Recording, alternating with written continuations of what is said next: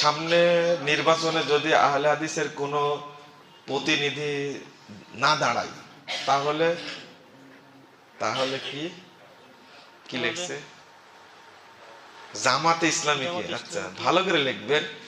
কে কি ভোট দেওয়া যাবে? তারাও তো ক্ষমতায় আসলে কিছু না কিছু তো ইসলামের জন্য করবে, কিছু না কিছু করবে, তাই না?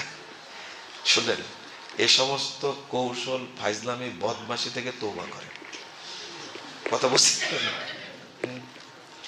এই দেশটা এই দেশটা গণতান্ত্রিক দেশ হিসেবে পরিচিত, তাই না?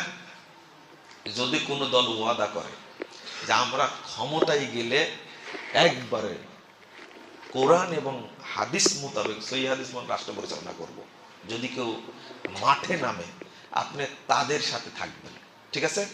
আর কারোর সাথে থাকা যাবে না। একবারে এক বাক্যে কথা। এর দ্বারা কল্যাণ হবে না, কখনোই না। আহলে হাদিসরা কোনদিনের সাথে ছিলও না, ভবিষ্যতে থাকবে না ইনশাআল্লাহ। মনে থাকবে? যখন প্রেক্ষাপট আসবে বলে দিবে। ডক্টর ইউনূসকে কি ভোট দিয়েছিলেন আপনারা?